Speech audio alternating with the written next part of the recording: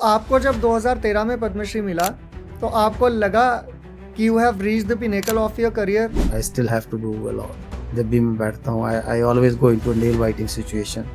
यार मैंने बहुत करना और मेरे पास समय नहीं। आपकी फैमिली और आप क्या सेम पेज पे थे आपके करियर को लेके? और फैमिली को कन्विंस कैसे किया आपने? फैमिली तो बिल्कुल पेज पे नहीं थे। My father was totally against. आज की डेट में इंस्टाग्राम इन्फ्लुएंसर्स भी खुद को सेलिब्रिटी मान के चल रहे हैं सर। बहुत सारे यूथ के साथ मैं कनेक्ट मैं कहता हूँ तो 2 घंटे तक रील्स देखते रहो, 2 घंटे के बाद आंखें बंद करो सर, एक अपने आप में एक एनालिसिस करो कि आपने अभी तक क्या पाया। You will find nothing. सब फिल्थ है।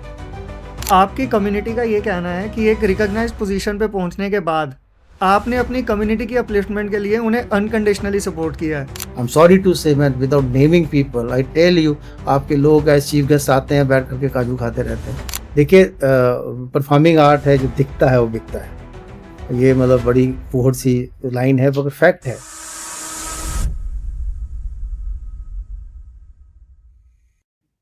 आज अगर हम रियासी का नाम लें, तो सबसे पहली चीज़ जो हमारे दिमाग में आएगी, वो है रियासी के बक्कल में बना सबसे ऊंचा रेलवे ब्रिज। और बहुत ताज्जुब की बात है कि रियासी के उसी बक्कल से आते हैं जम्मू कश्मीर के सबसे ऊंचे कद के थिएटर आर्टिस्ट पद्मश्री बलवंत ठाकुर जी। और आज दी अनप्लग्ड वॉइस में हमारे साथ वही बने हैं। जय सर। सर, अपने आप को अगर एज अ चाइल्ड इंट्रोड्यूस करना हो कि बलवंत ठाकुर बचपन में कैसे थे, तो सर आप कैसे करेंगे? वेल चाइल्ड तो अभी भी हूँ मैं। I don't find any change in me. Like well बहुत क्यूरियस बच्चा, बहुत तंग करने वाला बच्चा, सवालों पे सवाल पूछने वाला। लाइक बंदा कोई मिल जाना चाहिए, फिर मतलब लोग तंग पड़ जाते थे। यार ये बड़ा पूछता है, मतलब बहुत जानने की थी। और सिंस लिमिटेड रिसोर्स थे, एक्सपोजर नहीं था, एक्सेस कोई नहीं था। आज तो हम लोग we are like flooded by information and all. तब तो देयर वाज नथिंग अराउंड। तो बहुत क्यूरियस था मैं। मतलब छोटी ही सी उम्र में ही मैं रेडियो, मतलब I used to have my own radio. My father gifted me. मतलब आई डोंट नो क्या उनके दिमाग में आया। तो उस समय मतलब that used to be something like, मैं तो खैर my father was the head of the village, वो तो था ही। लेकिन otherwise also like people used to watch me carrying like radio in hand as a school going बच्चा। तो ये लोग उस समय कहते हैं ये बड़ा, मतलब इसने एक खराब कर दिया थोड़ा। बट मुझे लगता है कि वो जो और कंटेंट बहुत था रेडियो में, लेट्स बी वेरी ऑनेस्ट। और मैं अभी भी समझता हूँ बुक रीडिंग के बाद अगर नेक्स्ट कोई चीज़ है जो आपको इन्फ्लुएंस कर सकते हैं, दैट इज़ रेडियो। क्योंकि खाली ऑडियो में जब आप शब्दों को सुनते हैं, वार्ताओं को सुनते हैं, मतलब बहुत चीज़ें उसने मेरी इन्फ्लुएंस की। सबसे बड़ी बात है कि भाषा, मतलब I was able to learn language through radio. मेरे पास कोई एक्सेस नहीं था और कोई। आगे पीछे सब डोगरी बोलते थे, मैं भी डोगरी बोलता था। डोगरी तो खैर दैट्स माय मदर टंग। लेकिन वो जो दूसरी भाषाओं में थोड़ी पकड़, और मतलब people used to be surprised जब मैं मतलब गांव छोड़ के शहर में पढ़ने आया। तो सब कुछ पीपल एक्सपेक्टेड कि मैं मेरी हिंदी भी मतलब वो बड़ी पहाड़ी नुमा होगी। मतलब अब तो मेरे को कई बार लगता है कि नहीं होना चाहिए, क्योंकि लेटर आकर के मेरे को पता लगा कि अगर वो स्लैंग हो आपकी भाषा में, वो आपका अपना एक फ्लेवर है। लेकिन एक जिसको कहते हैं ना एक वो करेक्शन लेवल, वो चीज़ें थोड़ा थोड़ा बचपन से ही रुझान संगीत की और चीज़ों की ओर, ये मतलब मैं मेरे से तंग पड़ती थी दुनिया। रीज़न वही है थे कि मेरे को सवाल के ऊपर सवाल होता था। कोई टीचर पढ़ाने लगता था तो बात कुछ करता था, तो पहले से ही इस तरह से चीज़ें मेरी रही हैं। हमारे यहाँ जो पहाड़ी इलाके के गांव हैं, वो कल्चरली काफ़ी रिच हैं। तो आप भी सर रियासी के दूर दराज गांव से आते हैं, तो बचपन में आपकी लाइफ पे आपके जो लोकल कल्चर था उसका कोई इन्फ्लुएंस रहा जिसने आपको थिएटर की तरफ आने के लिए प्रेरित किया हो? मैं एग्जैक्टली उसको ये नहीं कह सकता एट्रीब्यूट कि थिएटर में मेरा रुझान उसके, but to be very honest, एक तो मैं आपके अपने गांव की इंट्रोडक्शन देना चाहता हूँ। मेरा गांव जो है माता वैष्णो देवी के बैक हिल्स में है। और जैसे आपने शुरू में बताया कि वो गांव है जहाँ पे दुनिया का सबसे ऊंचा पुल बन चुका है। और वो गांव अपने आप में एक लिविंग म्यूजियम है ऑफ परफॉर्मिंग आर्ट्स। वो कल्चरली इतना साउंड, इतना स्ट्रांग रहा है। हमें तो शुरू में तब एनएल से मैं बाहर निकला, दुनिया देखी, तब जाकर के अपने गाँव की तरफ देखा। अरे मैंने कहा I have been very very blessed child. Reason being कि जो मेरा चाइल्डहुड एक्सपोज़र है, जो अर्ली चाइल्डहुड इम्प्रेशंस जो मेरे दिमाग में है, मैं कई कई मंचों पे जो बोल चुका हूँ। जब मेरी आँख खुली तो मैंने लोगों को नाचते देखा, और जब मेरे कान सुनने लायक हुए, समझने लायक हुए, तो मेरे को कानों में संगीत पड़ा। हमारे यहाँ परंपरा है, हर चीज़ में गाना है, हर चीज़ में कोई ना कोई सेलिब्रेशन है, हर चीज़ का एक्सप्रेशन थ्रू कल्चर है। अब वो इकट्ठे काम कर रहे हैं तो सोइयाँ गा रहे हैं, किसी के यहाँ जाकर कमेर कर रहे हैं, कमेर मतलब जब when they join everybody together. और अब तो खैर समय बदल गया। There has been a time गाँव में अकेला व्यक्ति कभी काम नहीं करता था, और ये मतलब मिल करके इतना कम्युनिटी पार्टिसिपेशन मुझे लगता है आज भी।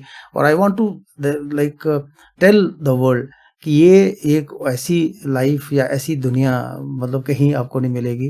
गांव में मान लो 30 घर हैं, तो 30 घरों का सिस्टम ये रहेगा कि आज मतलब जैसे एकदम से वो है ना 72 पे ही है, लाइक बारिश हो गई तो एकदम से हल जोतने, तो क्या करेंगे, मतलब सारे मिलकर के एक का शुरू करेंगे, फिर दूसरे का, फिर तीसरे का, मगर अकेले काम नहीं करना। आप घर बना रहे हैं, घर के ऊपर वो लादी करनी, लाइक इन द सेंस कि उसके ऊपर मिट्टी डालते थे, तो मतलब कभी अकेला व्यक्ति। यहाँ तो हम आइसोलेशन में जी रहे हैं, सब लोग, हम अकेले, आप अकेले, सब लोग अकेले अपने अपनी चीज जूझ रहे हैं। और जब वो सब इकट्ठे होते हैं तो तब वो एक सेलिब्रेशन हो जाती है। मुझे लगता है every moment in that village was a celebration. और वो चाहे इम्प्रेशंस उस समय मेरे को नहीं पता था कि इनका कोई लेटर लाइफ में जाके इम्पैक्ट होगा, लेकिन आई नाउ एट्रीब्यूट कि भाई ये सारा वो चाइल्डहुड इम्प्रेशंस है, वो attraction towards art, attraction towards performances, music, theatre, कि शुरू से मेरा जो रुझान था उसने मुझे लाइक लाया उस तरफ। सर कुड भी होता होगा गांव में, तो कुड में आपने कभी पार्टिसिपेट यानी किया बचपन में? मैं कुड को लेकर के इनफैक्ट कुछ खास बातें बताना। कुड एक रिचुअलिस्टिक है, ये बेसिक, इसका हर चीज़ की एक इतिहास है। इसका इतिहास ये है कि हम जो हमारे लोक देवता हैं, हर गांव में, पहाड़ों में तो आपको मिलेगा, ये इंटायर विलेज तो नागा कल्ट है सारा, तो ये हमारे यहाँ नाग देवता है। तो एक जातर होती है, एनुअल एक इवेंट होता है, तो उसमें it's a must for every what we call male member to dance. तो एक बहुत इंटायर मतलब वो तो घर सब ताले तो लगते नहीं थे, सब लोग अपने घर बंद करके सारे गांव, आसपास के गांव मिलकर के इकट्ठे हो जाते हैं, और एक जो कुड के लिए सर्कल बनता है, उसमें सबसे पहले मतलब देवता लीड करेगा। अब ये रिचुअल रहा होगा। अब लोग तो ये भी बिलीव करते हैं कि जब देवता मतलब आपको मतलब देख पाते थे लोग, कुछ लोग उनको देख पाते थे, तब भी होते थे। और उसके बाद तो खैर एक सिंबॉलिक है, पहले देवता रहेंगे आगे, देवता को लेके चलेंगे, उसके फॉलोड बाय दैट। अगर मान लो आप एक मेल मेंबर हैं पूरे उस गांव में, और you are not a part of that dance, वो जो रिचुअल है, तो मैसेज ये जाता था कि आप अपने लोक देवता को इनाय कर रहे हैं, और नोबडी कुड अफोर्ड टू इनाय द लाइक लोकल डेटी। तो वो एक, मुझे लगता है कि कुछ लोगों को लगता था फोर्स था, लेकिन ये एक बन गया और आपको अपने अंदर से भी होता था। This is how I learn could dancing. और लेटर देखिए, जब आदमी को कोई एक लाइफ में पोजीशन मिलती है, तो मुझे कुड को प्रमोट करने के लिए, कुड को डॉक्यूमेंट करने के लिए, कुड को नेशनल इंटरनेशनल लेवल तक ले जाने के लिए जब जब भी मुझे मौका मिला। और एक और मैं आपके माध्यम से बताना चाहता हूँ कि that tradition is a pre Aryan tradition. हम ये जो लोग हैं, आई कम, मेरा जो मतलब we are Nagas and Yakshas were like pre Aryans. इस इंटायर हिमालयन रेंज में एरियंस के आने से पहले के जो लोग, जो यहाँ के जो रहने वाले थे, वो we belong to that dynasty. तो ये जो लोक देवता का चलन है, अपना लोक देवता है, उसी के साथ मिलकर के आपने सब करना है, उसी के साथ आपका वो जो है, मतलब देखिए आपकी सारी मन्नतें, सारी खुशियाँ, हर चीज़ में आपकी, मतलब that's a part of your life. ये मैंने कई मंचों पे जाकर के इनको, मतलब दुनिया को मैंने बताने की कोशिश की है कि ये हमारी सारी जो है ये जो ट्रेडिशंस हैं हज़ारों साल पुरानी है।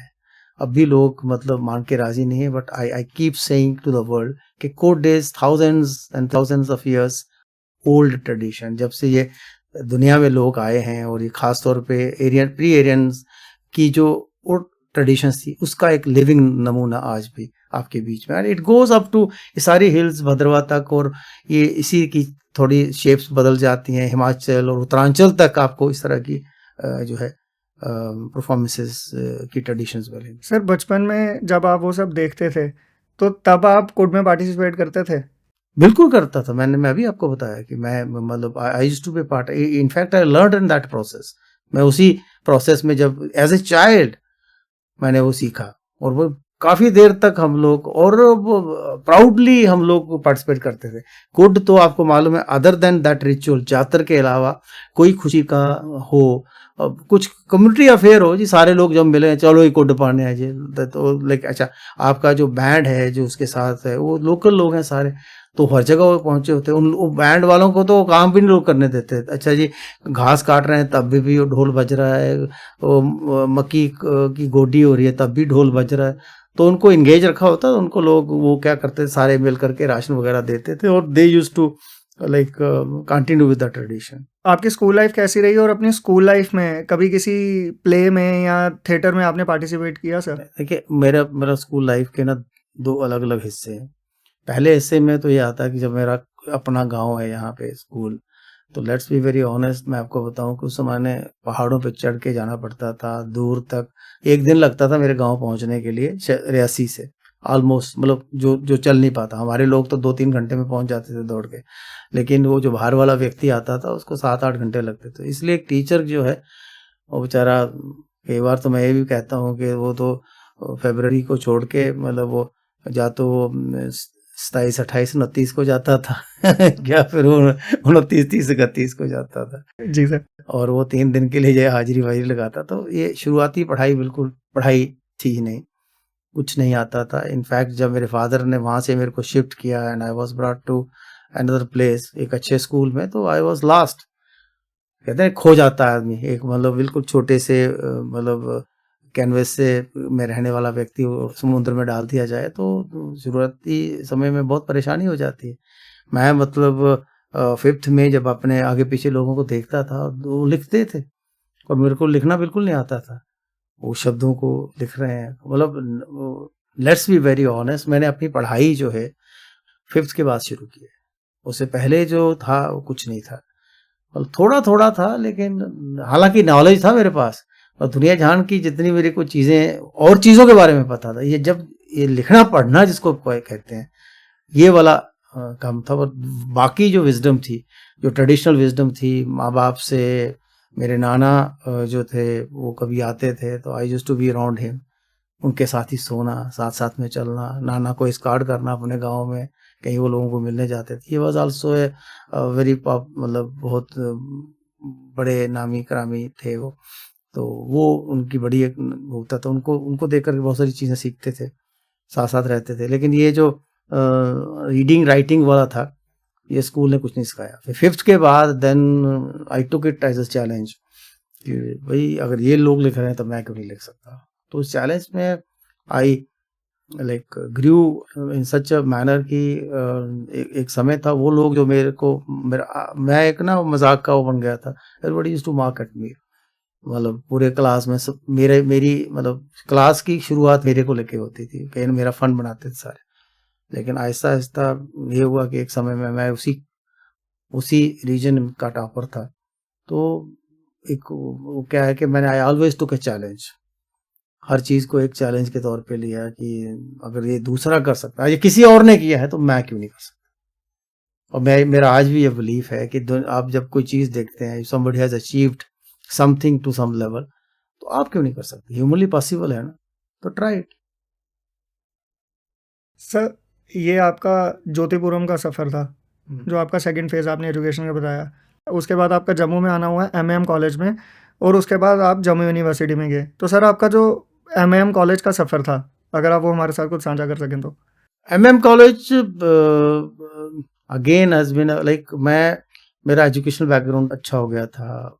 तब तक हम लोग ज्योतिपुरम का जो मेरे पे इम्पैक्ट था कि हम लोग परफॉर्मेंसेस, हमने बड़े अच्छे क्लास देखे थे।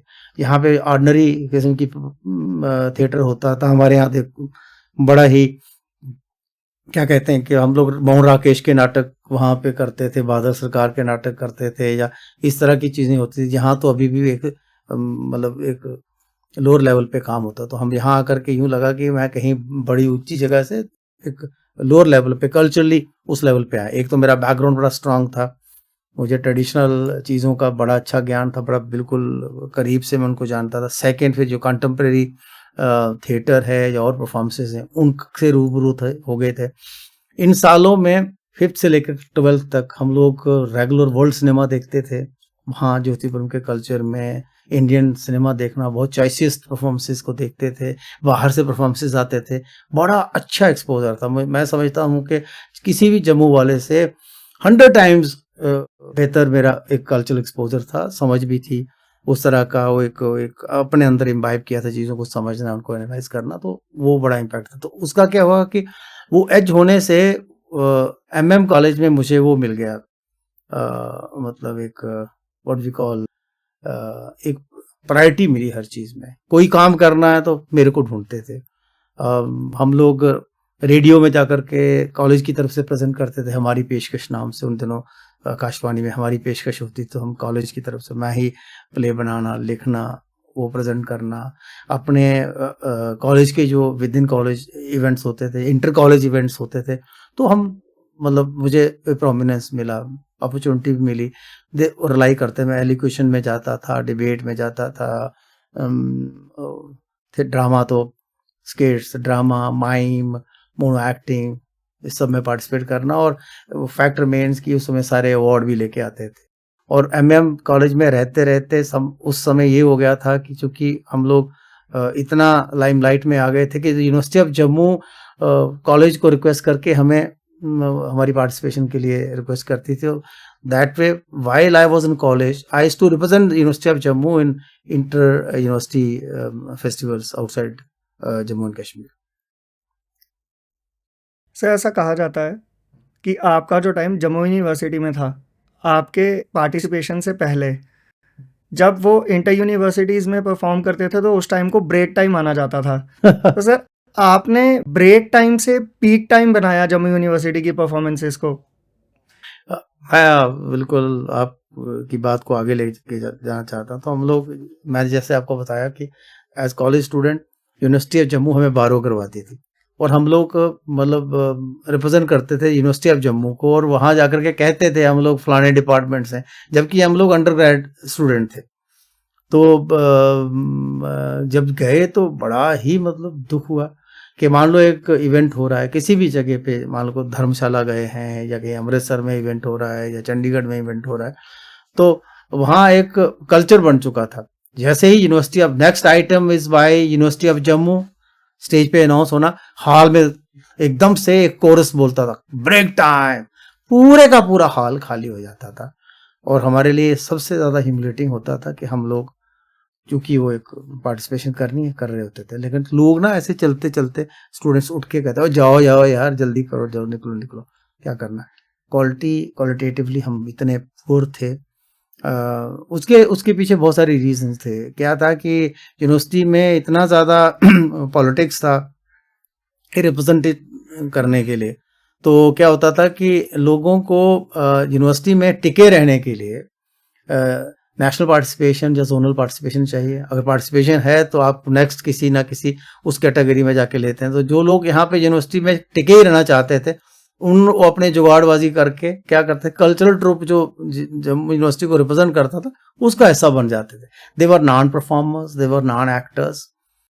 तो उससे क्या था कि कभी नहीं बना। But what then we protested, MR Puri यहाँ पे वाइस चांसलर थे, और उनसे मिलकर के हमने कलेक्टिवली हमने जम्मू यूनिवर्सिटी की परफॉर्मेंसेस को उस लेवल तक ले गए कि there has been a time, to be very honest, ये मतलब मैंने तो 3 years I did my law. तो आके यूनिवर्सिटीज़ के जो दूसरे कंटेस्टेंट्स होते थे हमें कहते थे भाई हम सेकंड और थर्ड के लिए आए हैं, और ये लोग पहले, और ये था कि तीनों साल फर्स्ट और फर्स्ट ऑल इंडिया तक के लेवल पे हमने लिया। 83, 84 एंड 85। हाँ 85। सर आपने ऐसा क्या अलग किया था कि जब आप थे तो अवार्ड्स की hat trick, first prize, first position की हैट्रिक थी, और जब आप चले गए आज 2025 तक वो फीट दोबारा रिपीट नहीं हो पाया? शायद तो मेरे में ज़्यादा पागलपन है। देखो ना, वो एक कंसिस्टेंसी चाहिए। मैं ये मानता हूँ कि कहीं ना कहीं we need to have that introspection in life कि कहीं तो हम लैग कर रहे हैं। हम 2 मिनट में जब कोई चीज़ नहीं अचीव कर पाते हैं तो एकदम से ये पॉलिटिक्स है, ये फलाना है, या फेवरेटिज्म है, नेपोटिज्म है। यार ठीक है, वो भी है, दैट्स अ पार्ट, वो चल रहा है हर जगह, लेकिन एवरी टाइम नहीं है, हर जगह नहीं हो सकता।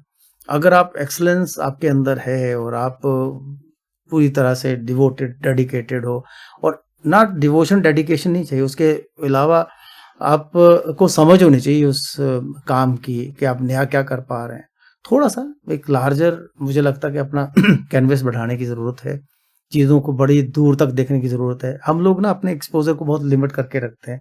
We just see the things around, अपने आसपास चीज़ें देखी क्या हो रही हैं, उसका लेवल क्या स्तर है, हम उसी मार्क में पहुंचते हैं।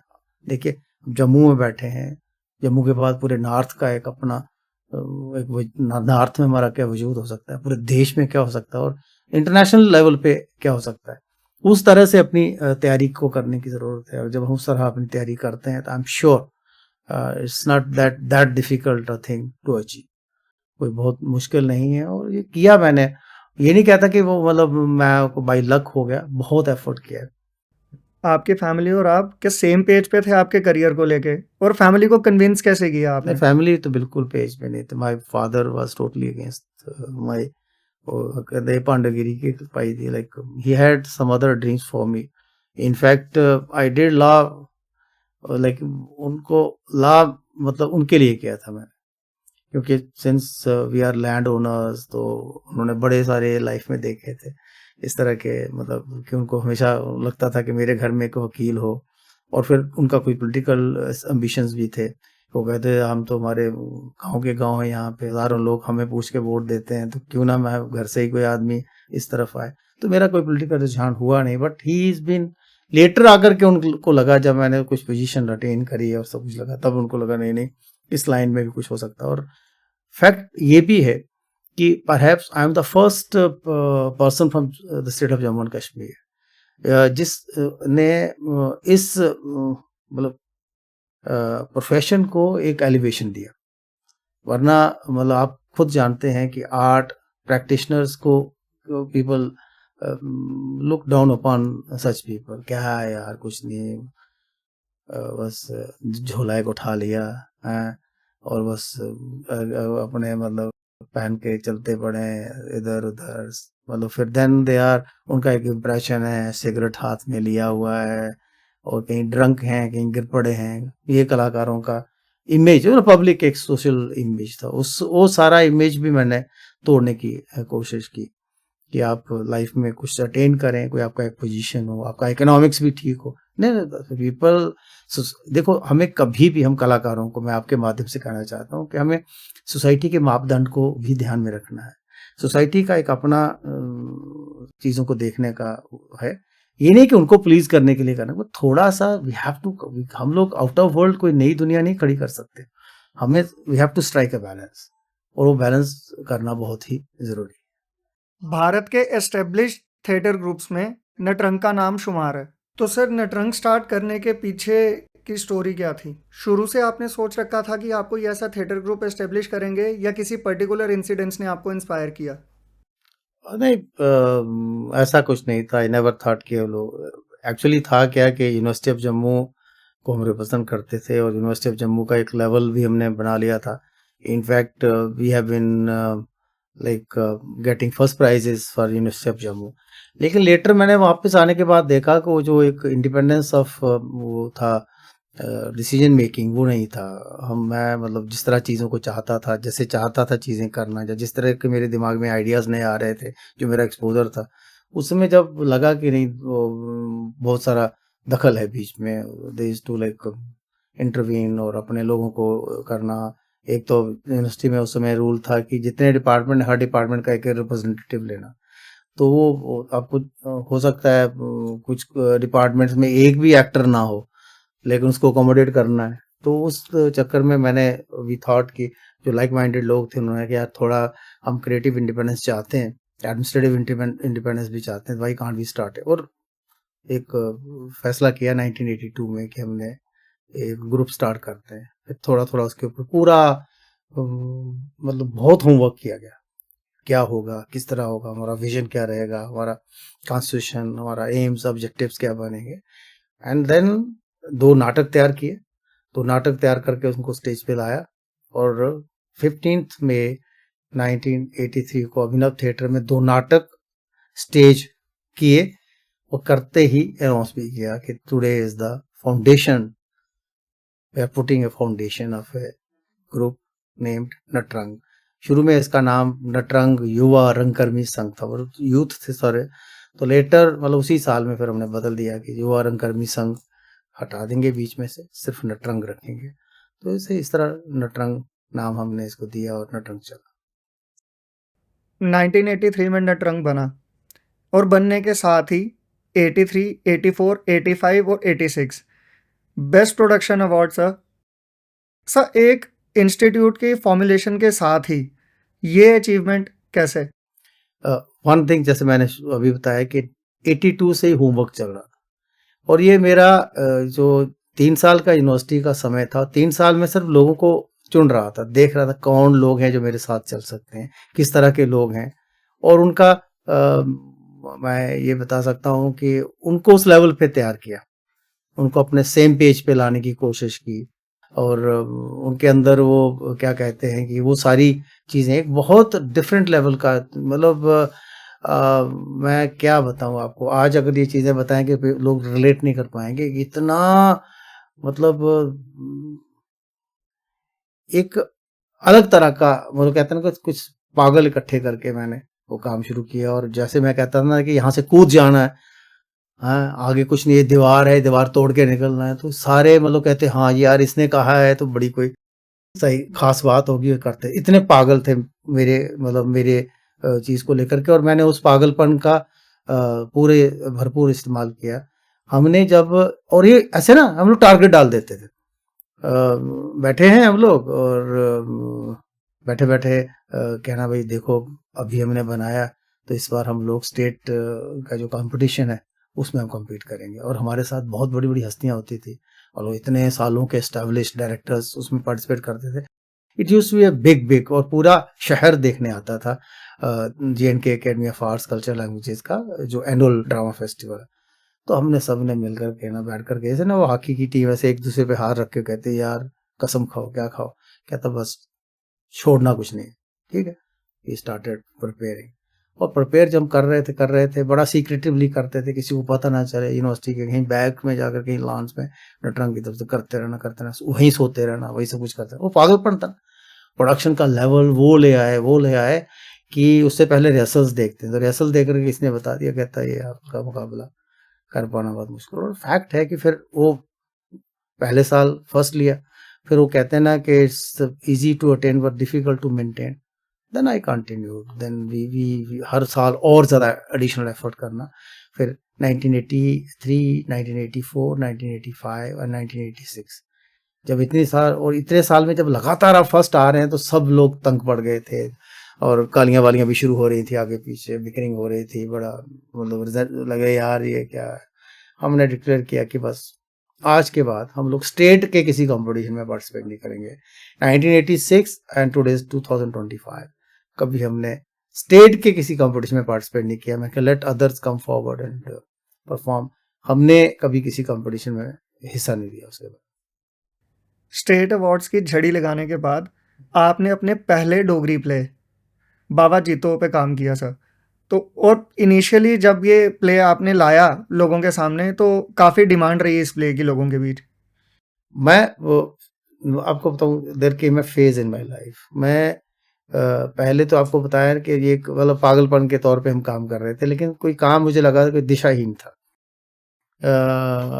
एक समय में मैं बड़े बड़े कैनवस पे अपने काम को देखने की कोशिश करने लगा। और कुछ लोगों के साथ मतलब मेरे फिर प्रशंसक भी बहुत बन गए। वो देखते थे मेरे काम को, एनालाइज करते थे, उनके साथ डिस्कशन चलता था। तो किसी ने मेरे को सवाल पूछा कि देखो भाई, जो तुम काम कर रहे हो, मैं मेन स्ट्रीम की तरह काम कर रहा था, जैसे एस्टेब्लिश्ड जो थिएटर की मुहिम थी उसी को मैं फॉलो कर रहा था, और हिंदी के नाटक कर रहे थे हम लोग। तो किसी ने मेरे को पूछा कि देखो बलवंत जी, आप जम्मू में काम कर रहे हैं, जम्मू में, और आपकी मातृभाषा डोगरी है, लेकिन आपकी आइडेंटिटी इस तरह के काम से कभी नहीं बन पाएगी। जो आप करेंगे तो मेन स्ट्रीम है, कोई मराठी के नाटक का आप ट्रांसलेशन हिंदी में कर रहे हैं, कोई बंगाली का कर रहे हैं, जो ओरिजिनल हिंदी का नाटक कर रहे हैं। बलवंत ठाकुर का थिएटर कौन सा है?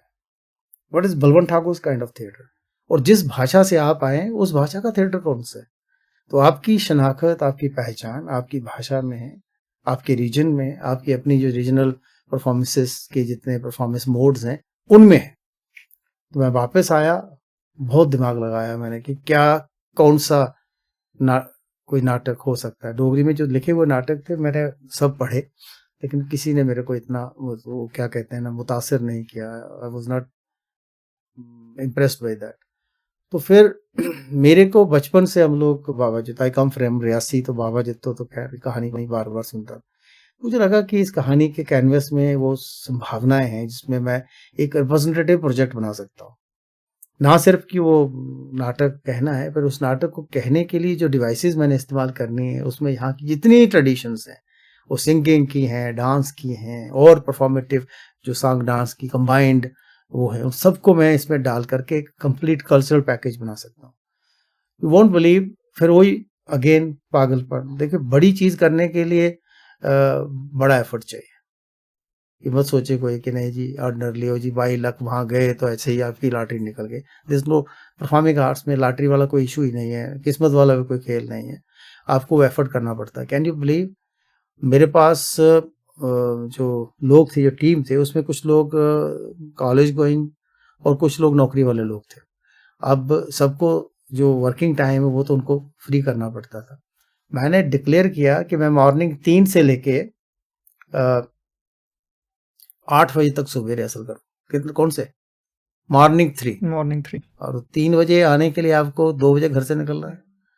उस समय आपको कोई तो लोकल ट्रांसपोर्ट तो सपना में, जैसे अंधेरा होता है शहर में, और स्कूटियां भी इतनी नहीं होती थी। अरे पूरी टीम में से एक बंदे के पास स्कूटर था, 42 लोगों की टीम थी, तब भी लोग सुबह 3 बजे आते थे। वो डेडिकेशन आज कहाँ है? I don't think we will have that level of dedication. मैं कोई जनरेशंस के बीच में नहीं बता रहा, लेकिन वो डेडिकेशन कहाँ से मिलेगी? हम 5 घंटे सुबह रिहर्सल करते थे और शाम को फिर 3 बजे आप मिलते थे, और 3 से लेके रात के 8 बजे तक 10 घंटे दिन में एक नाटक की रिहर्सल होती थी। और दिस कंटिन्यूड फॉर 6 months। कितना? 6 months। 6 months, 10 hours each day, working for 6 months। अब लोगों को बड़ी तकलीफ होती है, मैं जब बात करता हूँ और लोग जब कहते हैं कि बाबा जित्तो के लेवल का नाटक इस पूरे खित्ते में, पूरे उत्तरी भारत में, क्या पूरे भारत में नहीं बन पाया। दैट्स वाई उस जब मैंने, अच्छा सुनिए, उसका पहला शो जम्मू में नहीं किया, तैयार करने के बाद पहला शो उसका कुरुक्षेत्र में किया। यहाँ पे नॉर्थ इंडिया के प्रोफेशनल थिएटर्स का कंपटीशन था, एंड वी गॉट फर्स्ट। मेरे साथ बड़ी बड़ी दिग्गज हस्तियां थी। मेरे साथ वो था हरपाल टिवाना, लॉन्ग द लिश्कारा फिल्म जो का डायरेक्टर प्रोड्यूसर, वो थिएटर भी करता था बेसिकली, वो वाज अ बिग शॉट है। उसको हमने किया। M.K. रैना, उस समय वो जो नेशनल स्कूल ऑफ ड्रामा में थे लोग, देवेंद्र राज अंकुर, इस तरह के लोग जो मतलब नेशनल स्कूल ऑफ ड्रामा के पास आओ, जो बड़े बड़े थे, उनको compete करके we got first position and we went to the national. जिस बार नेशनल में हमने बाबा जित्तो खेला, तो फिर पूरे देश से मतलब इस नाटक की डिमांड, एक्सटेंसिवली ट्रेवल किया। ग्रुप में ये हालत थी कि ग्रुप यहाँ से गया है परफॉर्म करने के लिए, वापस आता है तो घर में पहले से ही कह रखा होता था कि एक अटैची छोड़नी है और दूसरा सेट उठा करके एक दिन के बाद दूसरे दिन फिर से हम निकल रहे हैं। कुछ स्टेट्स ने तो पूरा पूरा स्टेट ट्रेवल करवाया, जिसमें हरियाणा, जिस यहाँ कुरुक्षेत्र में जब नाटक हुआ था, कुरुक्षेत्र गवर्नमेंट ने पहले ही डिक्लेयर किया था कि जो नाटक उत्तरी भारत का श्रेष्ठ नाटक होगा उसको पूरे हरियाणा को दिखाएंगे. Then we were invited and we like went all over in Haryana. Rajasthan आ गया डोगरी नाटक को राजस्थान, और राजस्थान में पूरे राजस्थान में ट्रैवल हमने किया. कर्नाटक, कहाँ मतलब कहाँ डोगरी, कहाँ कन्नड़ भाषा, नाटक एक नेशनल एसेट बन गया. उसको लेकर के मतलब बाबा जी तो आज अगर मैं बताऊं कि इस देश का कोई ऐसा कोना नहीं है, पर नॉर्थ ईस्ट में हम लोग अप टू जोरहट तक जाकर के ये नाटक करके चुके हैं. गुवाहाटी, तेजपुर, ये मतलब आप स्टेट्स की बात करें तो त्रिपुरा में, मणिपुर में, मेघालय में, असम में, इस तक. और ये तो मतलब दूर दूर तक जो आपके गोवा, मुंबई, अब त्रिवेंद्रम कितनी दूर है, वो है इधर कोलकाता, हर तरफ. बाबा जित्तो के बाद मनु भंडारी के महाभोज की डोगरी प्रेजेंटेशन, और 2 सालों में ये प्ले 100 से ज्यादा बार स्टेज किया गया. क्या नया था इसमें सर? मतलब ये है कि देखिए, मैं आपको बताऊं कि एक बड़ा ऐसा टाइम था मेरी जिंदगी का जब मतलब एक तो टीम मैं टाइम टू टाइम उनको उस मोटिवेशन लेवल पे रखता था. सेकंड ये था कि कुछ नया करने के लिए अलग थी. उसके पीछे भी एक बहुत बड़ी कहानी है. महाभोज नाटक जो है वो बेसिकली उस समय सिर्फ नेशनल स्टाफ ड्रामा ने किया था, और नेशनल स्टाफ ड्रामा के पास पैसे की कोई तंगी तो नहीं. 120 आर्टिस्टों को लेकर के उन्होंने किया था. मैंने उस नाटक को दिल्ली में देखा. जब देखा मैंने कहा ये नाटक कहीं और नहीं खेला जा सकता. 120 लोगों को इकट्ठे नहीं कर पाएगा, और नाटक स्टेज पे नहीं हो सकता था, वो ओपन में करना पड़ता था, क्योंकि उसके अंदर 6-7 लोकेल थे, 6-7 डिफरेंट सेट्स थे. मैंने कहा, और लाखों रुपया उसके ऊपर लगा करके नाटक बनाया था. परहैप्स मुझे लगता है उस टाइम का सबसे महंगा नाटक था. मैंने कहा भाई ये जो छोटे शहर हैं और जो लोग जिनका पॉकेट नहीं है, वहां इस तरह की चीज कैसे पहुंचेगी. I thought of converting the entire play into a totally different form. और फॉर्म क्या थी कि 20 एक्टर्स और 10 डंडे. वो जो रियलिस्टिक प्ले था उसको मैंने टोटली बदल के स्टाइलाइज्ड बना दिया डोगरी में. और डोगरी में हमारी अपनी जो सिंगिंग ट्रेडिशंस हैं उनको इस्तेमाल करके और चीज़ें करके, और मतलब नाटक शुरू होता है, 20 एक्टर स्टेज पे आते हैं, हाथ में उनमें से 10 ने डंडे पकड़े हुए हैं, और डंडों से बीट बजाते बजाते हुए एक नरेशन स्टार्ट करते हैं, कहानी सुनाना शुरू करते हैं. पूरा नाटक वो 20 लोग स्टेज से बाहर नहीं जाते, वहीं खेल देते हैं. मतलब जो 120 लोगों का प्ले था वो आपने 20 एक्टर और 10 डंडे. डंडों से ही सारी कंपोजिशंस बनती थी, एक्टर्स की फॉर्मेशंस, फिजिकल फॉर्मेशन से चीजें बनती थी. इनफैक्ट वो जो 7 लोकेल उसने दिखाए थे, मैंने 25 लोकेल्स दिखाए डिफरेंट उसके अंदर. मन्नू भंडारी ने खुद वो नाटक देख करके मतलब अचंभित हो गए देख के, और नाटक को बहुत चर्चा मिली. सब लोगों को ये इंटरेस्ट था, पूरे देश को इंटरेस्ट था कि इस आदमी ने क्या ऐसा जादू किया है कि नाटक पूरा नावल है उसको मतलब एक परफॉर्मेंस में किया है. तो क्या कौन से एलिमेंट्स हैं, कौन से इनोवेशंस हैं, क्या क्या क्रिएटिव चीज़ें हैं, और इतना इम्पैक्ट क्या है कि जहाँ भी जाते हैं इसी की चर्चा. मतलब मैगजीन्स में, अखबारों में फुल पेज उसके ऊपर फीचर्स आए, और यहाँ एक सिंगल कॉलम नेशनल न्यूज़पेपर्स में ला पाना बहुत मुश्किल बात थी. And people were after me to have my features. मुझे बड़े बड़े टेलीविज़न चैनल्स ने मॉर्निंग गेस्ट बनाया. मैं आपको बताना चाहता हूँ, जैसा हम यहाँ बैठे हैं, मैं जैसे उन दिनों एक मॉर्निंग जी करके प्रोग्राम होता था, जी टीवी में चलता था, उसका मैं गेस्ट रहा. सुबह आज तक वालों का था, उसका मैं रहा. और गुड मॉर्निंग इंडिया था स्टार का. हाँ, और सुबह सवेरे होता था दूरदर्शन का. वो एक बार मैं जा करके मतलब just everybody wants to discuss that play. सब लोग उस नाटक को वो कैसे बना, उसके विजुअल्स दिखाते थे, और उससे क्या होगा, उसका डिमांड बढ़ता गया. और वही आपको मैं बताना चाहता हूँ कि 2 साल में हमने 100 शो किया आउटसाइड जम्मू कश्मीर. जम्मू कश्मीर वाले नहीं गिने उसमें, और जम्मू कश्मीर वाले गिनेंगे तो उसका नंबर कहीं और जा सकता है. मे बी जम्मू में भी हमने 8 शोज तो किए होंगे उसके. और वो नाटक था वो कहीं भी कर सकते थे हम लोग, हम कॉलेज में जाके कर लेते थे. मतलब एक ऐसा फॉर्म मैंने क्रिएट किया था, उसको ओपन में ले जाओ, वहां भी उसका उतना इम्पैक्ट है, स्टेज पे ले जाओ, वहां भी उसका उतना इम्पैक्ट है, आप किसी गली के नुक्कड़ में खेलो, वहां भी उसका उतना इम्पैक्ट तो सपने खोल के रखो। सर, इस स्टेटमेंट का कंटेक्स्ट आप समझ ही गए होंगे। है। सर, ऐसी स्टेटमेंट के पीछे एक आर्टिस्ट की एरोगेंस थी, कॉन्फिडेंस था या पैशन था? मैं तो कहता हूँ पैशन था।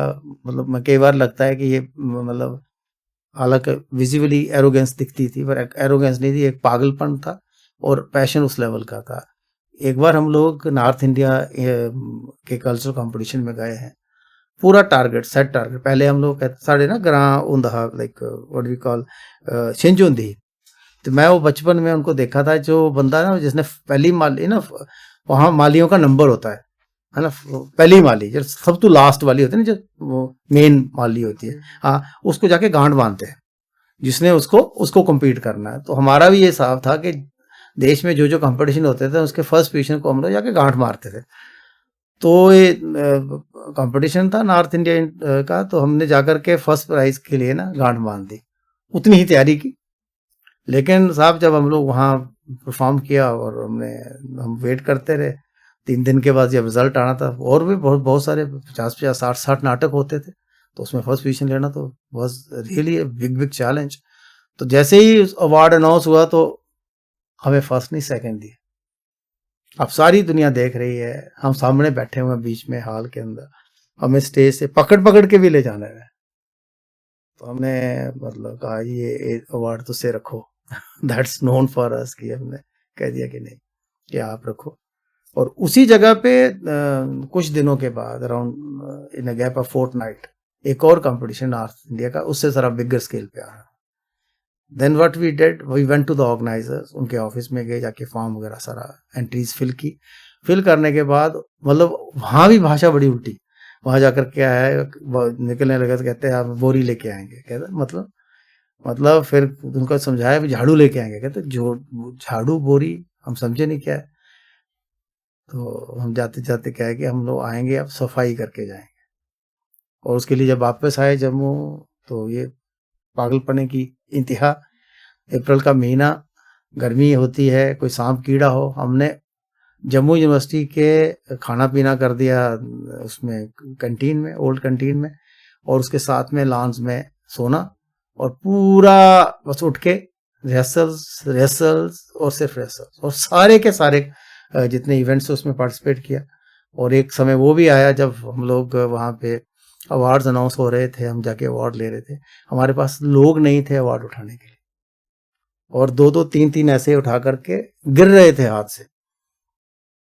तो ये स्टेज लाई जा सकती है लाइफ में, ऐसा नहीं कि नहीं लाई जा सकती, लेकिन उसके लिए फिर आपको सारा कुछ छोड़ना है। सर, ऐसा क्या चार्म था कि पहले तो जम्मू यूनिवर्सिटी में अपने टाइम के दौरान अवार्ड्स की हैट्रिक, और उसके बाद सर रिपब्लिक डे में 5 बार अवार्ड जीता सर।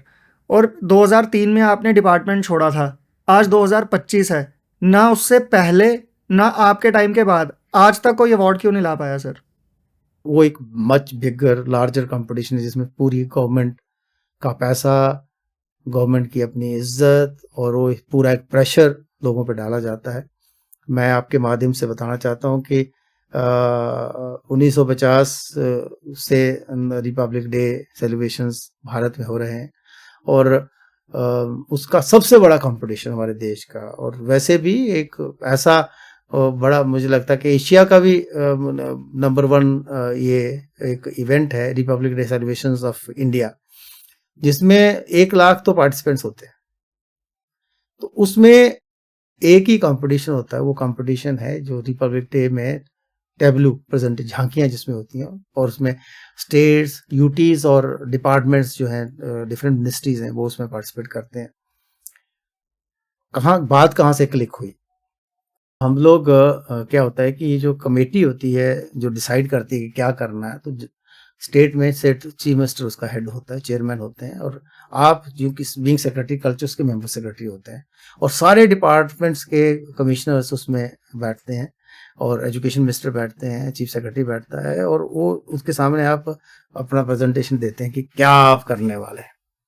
तो ऐसे ही चीफ मिनिस्टर थे डॉक्टर फारूकुल्लाह, तो मैं प्रेजेंट कर रहा हूँ तो कुछ बड़ा डिटेल्स बता रहा हूँ पूरी कमेटी के सामने, एक बड़ा राउंड टेबल टाइप में सारे लोग बैठे हुए हैं, बीच में मैं वो सारा कर रहा हूँ। तो उसने कहा स्टॉप स्टॉप स्टॉप। मैं बोला क्यों रोक लिया?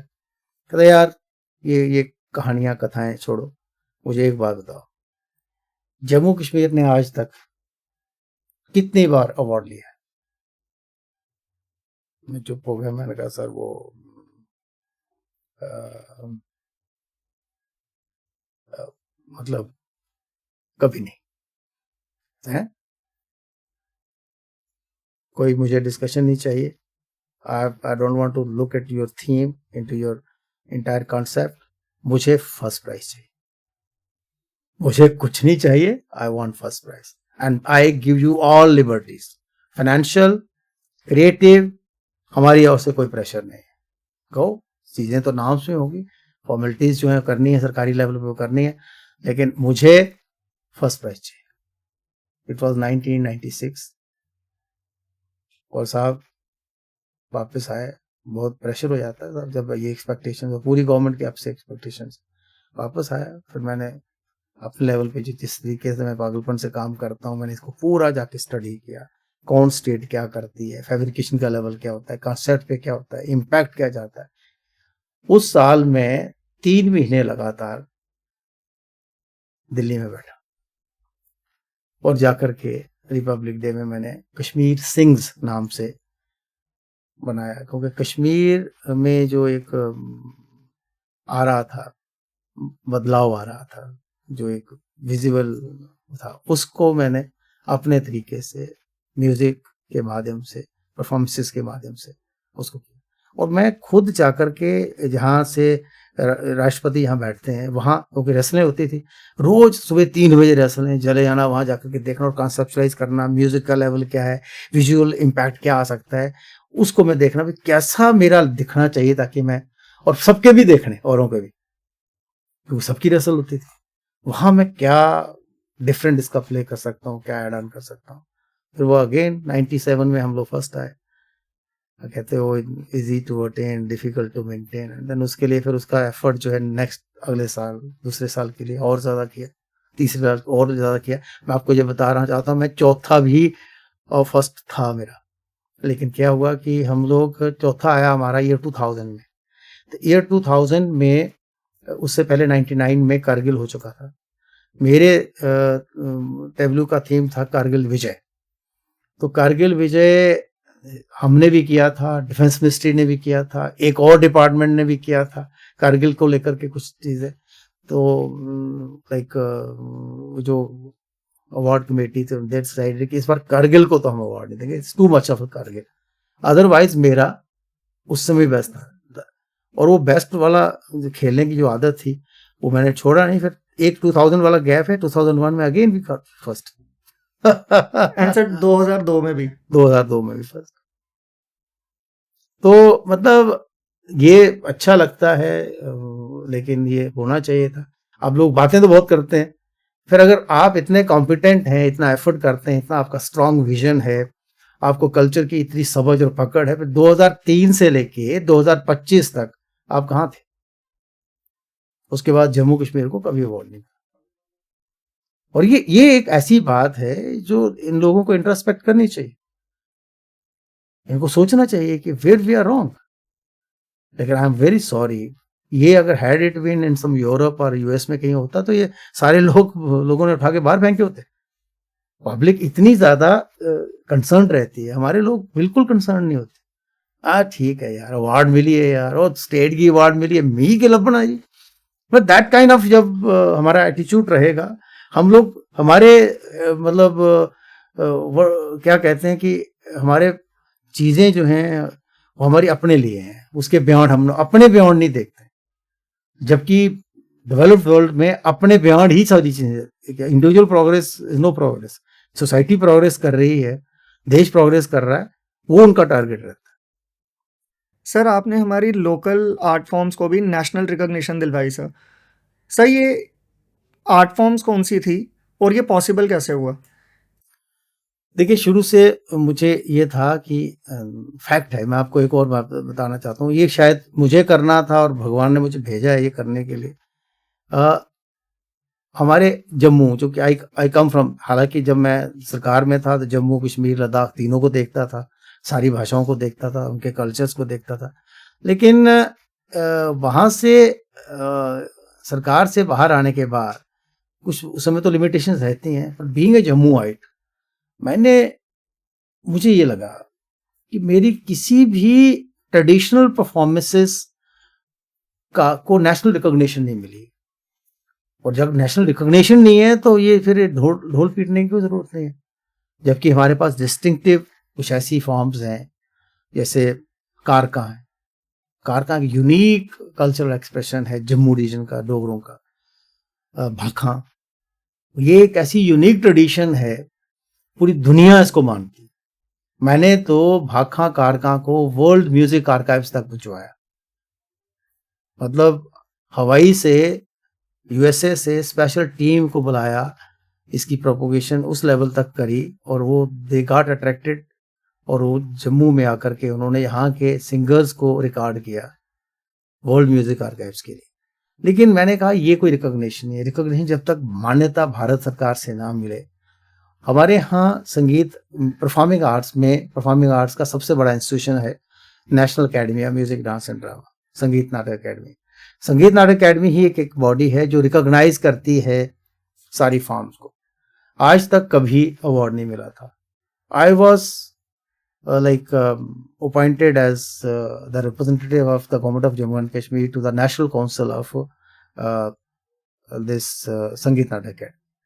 तो वहां जब मुझे एक मौका मिला as a member of the national council, मैंने प्रपोज किया कि सबसे पहले कारका को अवार्ड मिलना चाहिए, नेशनल अवार्ड, फिर आपको फाइट करना है। पूरी काउंसिल 72 लोगों की काउंसिल होती है, उसमें जाकर के 20 आपको सवाल पूछे जाते हैं, और वो सारी आपकी होमवर्क, सारा आपका जो स्कॉलरली वर्क होता है वो करने के बाद उसकी प्रेजेंटेशन को लेकर के, उसकी जो सेलिएंट फीचर्स हैं उनको लेकर डिस्क्राइब करना पड़ता है, कुछ विजुअल्स, कुछ ऑडियोस, कुछ एवीज आपको प्रेजेंट करने। वो करने के बाद I was able to impress upon the entire national body to recognise Karka and award Karka. तो कारका के लिए पहला अवार्ड जो है ये गुलाम मोहम्मद डंसालिया थे, वो जो गाते हैं जोता जाग दियां गाते थे। देखो एक बड़ी ज़बरदस्त इस खित्ते की एक सेकुलर ट्रेडिशंस को किस तरीके से वो उस आदमी ने बताया कि एक मुस्लिम होते हुए भी हमारी माता की सारा कथा गायन वो करता था, और वो he was a big person.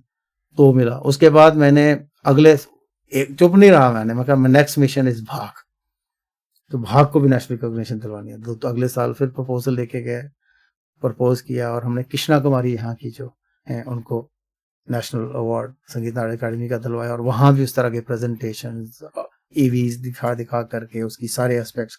और मैंने एक यूनिक सिंगिंग फॉर्म है दुनिया की जो रिदम के बिना गाई जाती है, जिसमें सारे लोग, आपने देखा ग्रुप में बैठ करके कान बंद करके, और कान बंद करने का औचित्य क्या है, और वो डिफरेंट नोट्स पे, डिफरेंट कार्ड्स पे उसको गाते हैं। और देखिए हम लोग, कोई बाजा नहीं बज रहा है साथ में, कोई रिदम नहीं है, एक दुनिया की यूनिक सिंगिंग फॉर्म है, लेकिन उसको रिकॉग्निशन बहुत बाद में जाकर के मिली।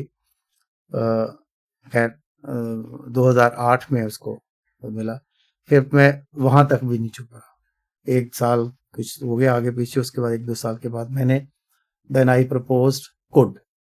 अब कुड के साथ मेरा रिश्ता बचपन का, मेरे उन देवी देवताओं से जुड़ा हुआ, मेरे कुल हमारे देवता, और सारा, मैंने कहा मेरा तो बलवंत ठाकुर फर्ज बनता है। और फैक्ट ये है कि कुड को, मरे हुए उस फॉर्म को मैंने पूरे देश में घुमाया। Otherwise, other than award, national recognition तो दिलवाई, वो खेमराज हैं वहाँ के पंचारी के, हाँ उनको मैंने जो है अवार्ड दिलवाया कुड के लिए। बट कुड को अदरवाइज आल्सो मैंने रिवाइव करने के लिए अपने गांव में एक टीम पैटर्नाइज की, उनकी कास्ट्यूम्स, उनका सारा कुछ, उनको सबसे, देखिए सबसे पहले है परफॉर्मिंग आर्ट बचता है उनकी परफॉर्मेंस अपॉर्चुनिटी बढ़ाने से। तो उनको को लेकर के मैंने विद इन इंडिया उनको ट्रैवल करवाना शुरू कर दिया, और जगह जगह जाकर के उन्होंने परफॉर्म किया। और कुड, मुझे नहीं लगता कि देश का कोई ऐसा कोना है जहाँ तक कुड मैंने पहुंचवाया नहीं। तो कुड का भी एक, और कुड अभी क्या था, तो मतलब मैंने कुड फेस्टिवल किया था जिसमें 1000 कुड डांसर्स को शोकेस किया था अपने गांव में। उस पूरे इलाके का कंचारी तक जितने भी लोग कुड नाचने वाले थे सबको उसमें पार्टिसिपेशन दिया। तो इस तरह से मैंने कुड को रिवाइव करा। अब तो खैर कुड की बहुत सारी टीमें हैं और एक टाइम होता था कुड वालों के पास ड्रेसें नहीं होती थी। और मैं टू दिस एक्सटेंड हमें बताना चाहता हूँ कि जब G20 हुआ, जब पूरी दुनिया जम्मू कश्मीर को देख रही थी, जम्मू कश्मीर की परफॉर्मेंसेस को देख रही थी, तो लड़कर मैंने, हालांकि गवर्नमेंट के बहुत सारे लोग वर नॉट हैप्पी कि मैं कुड को इंक्लूड करूं, लेकिन मैं उसमें बहुत लड़ा और यही बताया कि ये प्री एरियन हज़ारों साल पुरानी हमारी लिविंग ट्रेडिशन है। जो कश्मीर की हमारी ट्रेडिशन है उससे भी कई 100 साल पुरानी ट्रेडिशन हमारी कुड है। और मैं आज भी मानता हूं कि पूरे जम्मू कश्मीर में परफॉर्मिंग आर्ट्स में अगर सबसे ज्यादा एथनिक कुछ है, that is the could of Jammu and Kashmir. Sir आपके इन्हीं एफर्ट्स के लिए पूरी डोगरा कम्युनिटी हमेशा आपकी कर्जदार रहेगी। नहीं नहीं कर सर, मैं आपके माध्यम से बताना चाहता हूँ, मैंने किसी पे कोई एहसान नहीं किया। ये मेरे अंदर की, कहता ना, वो एक ड्राइव थी, एक इच्छा थी, और मेरे को बहुत सारी ऐसी चीजें थी जो मुझे बार बार फोर्स करती कि मैंने कुड के लिए कुछ नहीं किया तो फिर कोई फायदा नहीं। और आज अगर आप जाएंगे, मैंने और भी लोगों को प्रॉम्प्ट किया कि आप जैसे स्कूलों में, wherever I go in the villages, I keep telling them कि नहीं, आपने यहाँ की जो कंपटीशन करने की ये फिल्मी बॉलीवुड करते हो भैया, इसको छोड़ो, अपनी चीज़ों को प्रमोट करो। बेसिकली जो लोग ये कर रहे हैं, इन लोगों का अपना एक्सपोजर नहीं है और उनको ये पता नहीं है कि आने वाले समय में जिस दिन आपकी भाषा भी चली जाएगी, संस्कृति भी चली जाएगी, फिर आप रोते फिरोगे। आपकी आइडेंटिटी, आपकी पहचान आपकी भाषा में है, आपके कल्चर। फाइनली एक आर्टिस्ट की हमारे यहाँ जो अल्टीमेट रिकॉग्निशन मानी जाती है वो है पद्मश्री। तो आपको जब 2013 में पद्मश्री मिला तो आपको लगा कि you have reached the pinnacle of your career या there are still miles to go? नहीं, पद्मश्री इज नॉट द, मतलब मैं आपको मैं बताना चाहता हूँ, Padmashri is not something to, बहुत नाम बहुत है, सब कुछ है, लेकिन मैं इसको कोई बड़ा, पद्मश्री से बहुत पहले बहुत बड़ा अवार्ड मैं पहले ले चुका था। पद्मश्री आई गॉट इन 2013, जबकि मैं 1999 अकेडमी अवार्डी। तो academy award is the highest Indian honour in performing arts. जैसे खेल रत्न उसमें है, स्पोर्ट्स में है, ललित कला अकेडमी फाइन आर्ट्स में है, साहित्य अकेडमी लिटरेचर में है, तो Padmashri is the 4th highest civilian award. तो था, पद्मश्री एक टैग है, आपके साथ लग जाता है एंड इज टू पॉपुलर, लोग आपके नाम को लेकर के जोड़ते हैं। तो मैं, अवार्ड्स ने मेरे को कभी लाइफ में अट्रैक्ट नहीं किया। मैं ये जरूर मानता हूँ कि ये है कि आफ्टर अवार्ड्स लोगों की एक्सपेक्टेशंस आपसे बढ़ जाती हैं, और अवार्ड्स को मैं बहुत पॉजिटिवली यूटिलाइज करता हूँ। रीजन बीइंग कि अपने पे प्रेशर लेता हूँ खुद ही कि देखो भाई, मैं पद्मश्री हूँ, मैं एकेडमी अवार्डी हूँ, मैं और भी मैं Tagore awardee also, which is also a very very prestigious award. I am संस्कृति अवार्डी, वो भी 12 साल में एक व्यक्ति को पूरे देश में मिलता है थिएटर में, तो वो भी हूँ। तो ये सारी चीज़ें जिम्मेवारियां बन जाती हैं आपकी, और मुझे लगता है कि अवार्ड्स ने मुझे टोस पे रखा हमेशा कि मैं लोगों की एक्सपेक्टेशंस के बराबर उतरने की कोशिश करूं, और वो प्रेशर लेता हूं मैं। I never take any event of mine और एनी प्रेजेंटेशन, जब भी मुझे करनी है, जब कुछ नई चीज़ लेके आने लगता हूँ, तो मैं पहले सोचता हूँ कि लोगों की एक्सपेक्टेशन होगी, लोग मुझे उस एंगल से देखेंगे, लोग मतलब कहेंगे यार इस आदमी का काम है। तो हमेशा ये कोशिश रहती है कि जो पिछली बार किया है उससे और बेहतर और अच्छा और नया हो, तब जाकर के मैं लोगों के बीच में अपनी प्रोडक्शंस को लेके आता हूँ। सर आपको ये कब रियलाइज हुआ कि बलवंत ठाकुर ने as an artist throughout India अपनी पहचान बना ली है? नहीं, बीच बीच में तो लगता था, लेकिन एक बार मेरे साथ कुछ बड़ा ड्रामेटिक हुआ। मैं I got the Ford Foundation fellowship. Under that fellowship I, मतलब हमारे बहुत सारे मीट्स होते थे, नेशनल मीट होते थे। नाम तो था, एक बहुत बड़ा इंस्टीट्यूशन है त्रिशूर केरला में, विद द नेम केरला कला मंडलम, जिसमें इंटरनेशनल स्टूडेंट्स 80% हैं और 20% इंडियन है। It's international centre with in India. तो वहाँ मैं विजिट कर रहा था, आई वॉज एक्सक्लूसिवली इन्वाइटेड। तो मैं, वो जो उसके हेड हैं, वो मुझे पूरे सेंटर में, पूरा सेंटर का इंफ्रास्ट्रक्चर दिखा रहे थे, जगह जगह ले जा रहे थे। एक देखिए ये हमारा स्टूडियो है, ये हमारा थिएटर है, ये हमारा प्रैक्टिस रूम है, चल रहे थे। आगे चलते चलते एक बहुत बड़ा डिस्प्ले बोर्ड आ गया जिसमें सारे स्टूडेंट्स आके देख रहे हैं बड़े। तो उसमें ऊपर लिखा था हैपनिंग्स अराउंड। तो मुझे कहने लगे mister Thakur, I must tell you कि इस समय जो है मतलब आर्ट्स इन सालों में बहुत आगे जा चुका है। वो मतलब नेशनल मीडिया हम लोगों को कोई प्रोमिनेंस नहीं देता था, लेकिन now art has achieve this level that Sunday magazine of Indian express has devoted fully devoted to the promotion of art. And look here, full page उन्हें ऊपर से नीचे लगाया हुआ है संडे मैगजीन इंडियन एक्सप्रेस का, और ऊपर से नीचे ऊपर ना क्लिक करके देख रहे हैं, और लोग भी देख रहे थे। तो ये देखिए पूरा पेज, आर्ट्स को एक कॉलम नहीं मिलता था, आज पूरा पेज जो है, और अंदर फीचर भी, संडे फीचर ही सारा इसी पे ये मिला है। तो मुझे दिखा रहे हैं। तो इनफैक्ट वो मंडे था और संडे का ही आया, तो उसने बेचारे ने देखा आर्ट पे था, पूरा पढ़ा नहीं था, लगवा दिया था वहाँ। मैंने उसको कहा भैया वो ये, मैं कहा you have not gone through this, look at this. पास गया, कहते इट्स यू। तो अच्छा लगा। और ये मतलब जान के भी एक उसके साथ में एक और था फ्राइडे का, वो संडे का था, एक फ्राइडे फीचर्स आता था इसमें द हिंदू में। तो हिंदू भी साउथ में बहुत पॉपुलर है, तो हिंदू में भी एक पेज मेरा पूरा लगा हुआ था।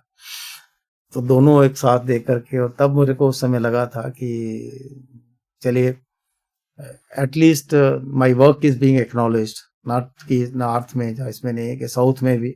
और दैट्स वाई मैंने साउथ में बहुत ट्रैवल किया। मेरे सारे नाटक जितने मैंने किए हैं अप टू घुमाई तक, इस हर जगह खेले गए, हर major centre of South India invited my productions. काफ़ी पॉलिटिशियन से आपकी दोस्ती भी रही, हायरार्की के काफ़ी करीब माने जाते हैं आप, और आपने हायरार्की को काफ़ी क्लोजली देखा है। तो सर आपके नज़रिए में कोई एक ऐसा पॉलिटिशियन जिसने जम्मू कश्मीर के आर्ट फॉर्म के लिए कुछ किया हो, या जिसका जो इंटरेस्ट हो वो जम्मू कश्मीर के आर्ट फॉर्म के लिए हो? देखिए लार्जरली अगर पूरी तरह से कहा जाए, मान लो अगर बड़ा कोई फोर साइटेडनेस हो जो बहुत दूरदर्शिता हो, ऐसा कुछ नहीं है। लेकिन अब लुकिंग एट पिछले इन सालों में देखा जाए कि एक बात मतलब ये फिर अगेन वो लोग टैग करना शुरू कर देते हैं, हो सकता है इनके साथ मैं किसी I am not trying to like glorify anybody out here, पर फैक्ट ये है कि कलाकारों को भी आप पूछ लिए हैं, एक व्यक्ति जिनके साथ बड़ा क्लोजली मैंने काम भी किया, उस समय मैं आर्ट एंड कल्चर देख रहा था, उनको मैंने बड़ा सामने फेक हो तो सामने नजर आता है, लेकिन वो लगता था कि उनको कलाकारों के लिए बहुत इज्जत है, और वो मतलब जेन्युइनली कलाकारों के लिए कुछ करना चाहते थे। वो ये अलग बात है कि वो पूरी वो फोर साइटेडनेस नहीं ला पाए कि क्या हो सकता है जो एक लॉन्गर टाइम तक चीजें रह सकती हैं, लेकिन at that point of time doctor Farooqullah has been very passionate to do something for the arts. और फैक्ट ये भी है कि अब तक का अगर पिछले 30 सालों का, जब 20 सालों का टाइम देखा जाए, I think that was the golden period for arts and artist in Jammu and Kashmir. इससे बेहतर समय नहीं था जब मतलब ये मैं बताऊं कि जम्मू कश्मीर इंटरनेशनली रिप्रेजेंट किया, नेशनली भी किया। मतलब he was the only chief minister to go with the group. मान लो दिल्ली में नेशनल फेस्टिवल है तो ओपनिंग में वो खुद जाते थे। सर स्टेट प्लेन भी दे दिया करते थे कभी कभी। हाँ मतलब ऐसा भी हुआ, लेकिन ये एक इज्जत की बात है। अगर आप उनके लिए रिस्पेक्ट नहीं है तो आप कैसे दे सकते हैं। एक बार हम लोगों का एक परफॉर्मेंस था कश्मीर में, जैसे ही परफॉर्मेंस हुआ तो अभी वो स्टेज पे थे, विदाउट माई कंसल्टेशन उन्होंने स्टेज से ही उतना उनको इम्पैक्ट उसका लगा कि उन्होंने अगले दिन के लिए उसको गुलमर्ग में अनाउंस कर दिया, क्या कल दोपहर को ये है गुलमर्ग में परफॉर्म किया जाएगा। तो वो नीचे जब आए, मैंने कहा सर आपने कर तो दिया, लेकिन क्या ये कॉल ऑफ हो सकता है? कहते नहीं नहीं नहीं यार, कमाल करते हो, मैंने एज चीफ मिनिस्टर इसको कमिट किया है पब्लिक में, इट कांट भी, ये करना है, हर हालत में करना है। मैंने कहा सर आपको तो एक बहुत बड़ा मतलब प्रॉब्लम है। मैं कल तो करवा चौथ है, तो इसमें से बहुत सारे कलाकार हैं जिन्होंने मतलब करवा चौथ में तो घर नहीं पहुंचेंगे, तो ये सारा आपके लिए तो बड़ा क्रिटिसिज्म हो जाएगा। कहते कोई बात नहीं, हम इन कलाकारों को स्टेट प्लेन से भेजेंगे। तो 2 साटी करके जम्मू से श्रीनगर, श्रीनगर से जम्मू कलाकारों को लाया था। और फिर तो रिपीटेडली बहुत बार ऐसा होता था, जब भी कोई बड़ा इवेंट आना होता था तो हम कहते थे कि सर इस पर सड़क बंद है या कुछ ऐसा करना, नहीं ये तो होगा, ये बहुत इंपॉर्टेंट है, प्रेसिडेंट आए हैं, तो उनके स्टेट प्लेन से आर्टिस्टों को, और in fact during his period artist कभी भी बाई रोड नहीं गए। ओके। वो कहते थे इनको इतनी इज्जत दो, इतना मान दो, लेकिन साथ में इनको ये भी कहो कि जब आपको इतनी इज्जत, इतना मान मिल रहा है तो आपसे एक क्लास भी एक्सपेक्टेड है। तो वही था कि वो उस समय फिर हम लोगों ने अपनी क्लास को एक बड़े लेवल पे ले जाने के लिए बहुत एफर्ट किया, और स्टेट का एक ये समझिए कि एक रेपटायर बना दिया। अगर डांसेस का प्रोग्राम होने हैं तो पहले से ही ये नहीं कि अब आई कुड़ी दी जानसी हो कुड़ी दे कर्ण वाला साहब नहीं था, प्रिपेयर्ड परफॉर्मेंसेस रहते थे, और बड़े हाई क्लास उनके वैसे कॉस्ट्यूम्स, ज्वेलरीज, सब कुछ, और बड़ा ही तरीके से पूरे म्यूजिक की टीम सारी तैयार है, और परफॉर्मेंसेस हमने, कोई ऐसा प्राइम मिनिस्टर, देखो एक ऐसा पीरियड था वो जब we had 4 prime ministers during Farooq's time, we had 4 prime ministers. तो देवगौड़ा आए, P V Narasimha Rao, Deve Gowda, I K Gujral, and of course then Atal Bihari Vajpayee. तो चारों प्राइम मिनिस्टर्स आए, उनके लिए प्राइम मिनिस्टर लेवल की परफॉर्मेंसेस और चीजें, फिर नेशनल लेवल पे हम लोग करने लगे, फिर international. During his tenure J&K represented around, और पूरे मेरे अपने टेन्योर में 18 बार हमने जम्मू कश्मीर को आउटसाइड जम्मू कश्मीर लेके गए। सर, आर्टिस्ट को एक एक्सपोजर चाहिए होता है टू लर्न, टू इंटरैक्ट। आपको लग रहा है कि एडमिनिस्ट्रेशन पास्ट में भी और प्रेजेंटली भी ऐसा एक माहौल प्रोवाइड कर पाया है J&K के आर्टिस्ट को? क्योंकि जब आप सेक्रेटरी थे तो आपने अपने टेन्योर में 18 फॉरेन टूर्स ऑर्गेनाइज करवाए आर्टिस्ट के, लेकिन आपके टेन्योर के अलावा एक भी ऐसा कोई टूर ऑर्गेनाइज नहीं हुआ। तो ये एक तरह का नेग्लिजेंस है या लैक ऑफ विजन है? इसे कैसे देखते हैं आप? नॉट विजन नहीं है, लैक ऑफ थ्रस्ट है, लैक ऑफ दैट कॉम्पिटेंस है। देखिए परफॉर्मिंग आर्ट है, जो दिखता है वो बिकता है, ये मतलब बड़ी फूहड़ सी लाइन है, मगर फैक्ट है। क्योंकि आपको एक हर चीज के एक मापदंड है। नेशनल लेवल पे कोई इवेंट हो रहा है तो नेशनल लेवल पे आपको बार बार, देखिए जैसे मेरे नाटकों की बात बताई, बाबा जितो सारे एक्सटेंसिवली ट्रेवल किया, महावोज ट्रेवल किया, घुमाई ट्रेवल किया, मेरे रिश्तेदार थोड़ी बैठे हैं। फिर ऑन टॉप ऑफ इट आपका डोगरी भाषा में नाटक है, त्रिवेंद्रम का आदमी क्यों देखेगा, गुवाहाटी का आदमी क्यों देखेगा, कोलकाता का आदमी क्यों देखेगा? You need to attain that quality. The similar thing happened with हमारा जम्मू कश्मीर का जो कल्चरल ग्रुप था, उसको लेकर के हमें हम लोगों ने वो स्तर ही नहीं बनाया, वो लेवल ही नहीं बनाया, वो डिमांड ही नहीं बना पाए। मैं आपको ये बताना चाहता हूं कि J&K का जो कल्चरल ग्रुप है वो इम्पैनल्ड ही नहीं है इंटरनेशनल परफॉर्म करने के लिए, वो लेवल ही नहीं है। क्योंकि वहां पे भी आपको उस एक मिनिमम, बेयर मिनिमम एक स्टैंडर्ड होता है परफॉर्मेंस का, उसको आज की डेट में क्या फुहड़पना हो रहा है, आपको देख करके बहुत अफसोस होगा। सर, इसका रीजन क्या लगता है? रीजन क्या है कि देखिए, रीजन क्या है कि इस तरफ रुझान ही नहीं है सरकार का, और सरकार कभी भी नहीं चाहती कि हम लोग ये लेवल्स अचीव कर पाए जो उस समय में थे, और वो क्वालिटी कंट्रोल कोई नहीं है। अच्छा प्रोग्राम करना for the heck of programmes.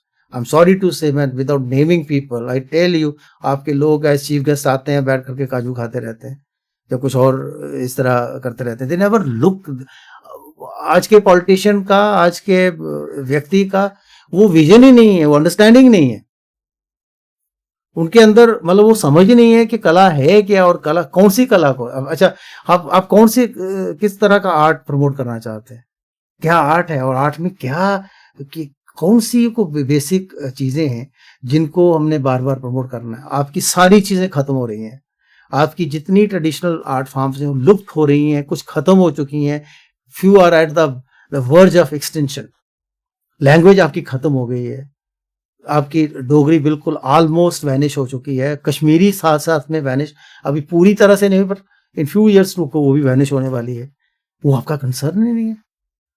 मैं कई बार पब्लिक से भी बोलता हूँ कि आप लोगों का विजन नहीं है। कभी आपने देखा है किसी पॉलिटिशियन को अपना वो जो एक चार्टर लेके पब्लिक में जाते हो कि जो लोग ये मेरा विजन। आप आउटसाइड इंडिया किसी भी देश में जाएंगे, उनका कल्चर, उनकी लैंग्वेज पहली प्रायोरिटी है, बाकी वाली चीजें आती हैं। किसी के मैनिफेस्टो में आप देखा कि culture will be our priority, language will be our priority? कभी नहीं होता। जब ये पूरा माहौल ही बिगड़ा हुआ है, ये तांता ही बिगड़ा हुआ है, इसमें क्या एक्सपेक्टेशन करनी? कुछ इंडिविजुअल्स आते हैं मेरे जैसे पागल, वो कहते हैं नहीं नहीं यार, मैं जम्मू कश्मीर का हूँ, मैं रिप्रेजेंट कर रहा हूँ, मुझे इंटरनेशनली रिप्रेजेंट करना है, I need to attain that quality. तो हम लोग एफर्ट करते हैं, उस लेवल तक जाते हैं। मैं ये और आपको एक करना चाहता हूँ, 2003 में मैंने छोड़ा, 2003 से लेकर के 2012 में again I joined ministry of external affairs as regional director of Indian council for cultural relations. फिर मैंने जब आया, मेरी दिमाग खोला, मैंने कहा यार एक तो बड़ा गैप आ गया, let me attain to that level. फिर आईसीसीआर के थ्रू मैंने जम्मू कश्मीर को लिया। फिर 2012 में ज्वाइन करते ही रशिया का और इधर सेंट्रल एशियन कंट्रीज का एक ट्रिप किया मैंने, जिसमें जम्मू कश्मीर को मैंने एक्सटेंसिवली ट्रैवल करवाया। जितने भी है ना, उज्बेकिस्तान, कजाकिस्तान, तुर्कमेनिस्तान, तो ये सारा करते करते उधर से दिखाया उनको फेस्टिवल, जम्मू कश्मीर फेस्टिवल किए। उसके बाद फिर लंदन में मैंने फेस्टिवल किया, भूटान में फेस्टिवल किया, इजिप्ट में फेस्टिवल किया, फ्रांस में फेस्टिवल किया। तो फिर ये चूंकि खुद आया, again started handling, I was here till 2018, और 18 के बाद तो सब अपने कल्चर को बाहर ले जाने की वजह से ही आप लार्जली ट्रेवल्ड आर्टिस्ट भी हैं इंडिया के। हाँ, ये भी है कि नॉट ओनली दैट, मतलब ट्रैवल मैंने, मतलब ये तो ग्रुप्स के, मैं I completed 100 countries way back in 2012 में। उसके बाद गिनती नहीं करी। उसका रीजन ये है कि मैंने फिर खुद ही विदेश मंत्रालय ज्वाइन कर लिया। I started working with ministry of external affairs. तो फिर तो there was no look back. फिर तो मैं मतलब कभी पीछे मुड़ के देखा नहीं मैंने, कब कहाँ किस तरह जाना है। लेकिन ये है कि आउटसाइड इंडिया में हॉलीडे करने नहीं गया, एक अंडरस्टैंडिंग, अपनी लर्निंग के लिए गया, अपने देश को रिप्रेजेंट करने के लिए गया, देश को और बेहतर तरीके से कैसे कर सकते हैं, उस थ्रस्ट को मैंने समझा। तो तभी ये पॉसिबल था कि 2023 में जब मुझे को जम्मू कश्मीर सरकार ने ये कार्यभार सौंपा कि मैं जम्मू कश्मीर का एक वर्ल्ड लेवल का इवेंट कॉन्सेप्चुलाइज करूं, जो कश्मीर में हुआ था G20 के लिए। तो मैंने वो सारी कोशिश, कभी मतलब इसको यूट्यूब पे देखेंगे तो आपको दिखेगी, उसमें वो लेवल मैंने एक अटेंड वो किया था कि everybody was taken by surprise. किसी को ये यकीन नहीं हो सकता कि जम्मू में इस लेवल तक कोई इवेंट हो सकता है। आपकी नज़र में एक सेलिब्रिटी की क्या डेफिनेशन है? मेरे को ये सेलिब्रिटी वाला कंसेप्ट ही नहीं है। I never find myself as celebrity, और कुछ नहीं है। ये मुझे लगता है कि सेलिब्रिटी एक वहम है जो व्यक्ति को खुद हो जाता है, सर और आज ये की होना डेट चाहिए नहीं। आज की डेट में इंस्टाग्राम इन्फ्लुएंसर्स भी खुद को सेलिब्रिटी मान के चल रहे हैं सर। तो दैट ये फूहड़ है सब। लेट्स बी वेरी, मतलब लोग सुन के शायद आपके कार्यक्रम के माध्यम से लोगों को बहुत तकलीफ होगी, ये नजर नहीं आएंगे आपको लोग। ये क्या होता है ना, बरसात होती है ना, तो बरसात में गंद मंद सब कुछ बहने लगता है। मतलब मैं आपको, being a cultural diplomat of India, I have मतलब faced lot of humiliation before the international like fora. मतलब हमें लोग कहते हैं कि ये आपका कंजम्पशन है आपके देश का, this is what your country sees. मतलब रील्स बन रही हैं जिसका कोई, आप ये देखो ना, मैं इनको कई बार बहुत सारे यूथ के साथ मैं कनेक्ट में कहता हूँ, तो 2 घंटे तक रील्स देखते रहो, 2 घंटे के बाद आंखें बंद करो सर, एक अपने आप में एक एनालिसिस करो कि आपने अभी तक क्या पाया, और 2 घंटे में क्या था जो आपके दिमाग में स्टे कर पाया। यू विल फाइंड नथिंग, सब फिल्थ है। और हम लोगों ने ग्लोबल लेवल पे, ऑनेस्टली आपको मैं बता रहा हूं, मुझे गुस्सा आता है इस बात पे कि ग्लोबल लेवल पे अपने आप को इतना स्तरहीन कर लिया है। लोग हमारा मजाक उड़ाते हैं। ये टेस्ट है इस देश का। कंज्यूमर कौन है? जो लोग क्लेम करते हैं मेरे मिलियंस व्यूज हैं, तो उसको मिलियन व्यूज किस कंटेंट को देखा, उस कंटेंट में कहां सब्सटेंस है?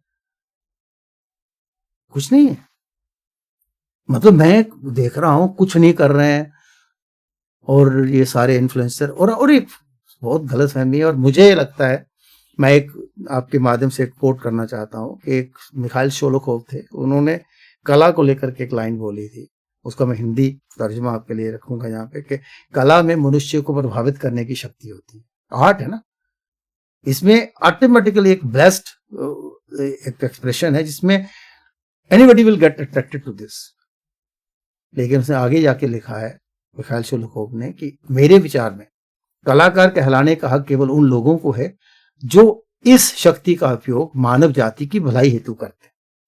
तो मैं आपके माध्यम से ये अपील करना चाहता हूं, जो लोग मीडिया में आना चाहते हैं, आर्ट में आना चाहते हैं, anything which goes to people, you should not forget that you have a larger responsibility कि इसका कंज्यूमर कोई भी हो सकता है और ये यंग माइंड्स को इन्फ्लुएंस कर सकता है, किसी को भी इन्फ्लुएंस कर सकता है। तो आप ऐसी बात अपने मुंह से निकालें, कोई ऐसी चीज लेके जाएं, ऐसा कंटेंट क्रिएट करें जिसका एक सोशल इम्पैक्ट हो, जिसका एक सोशल रेलिवेंस हो, जिसकी कोई एजुकेशनल वैल्यू हो।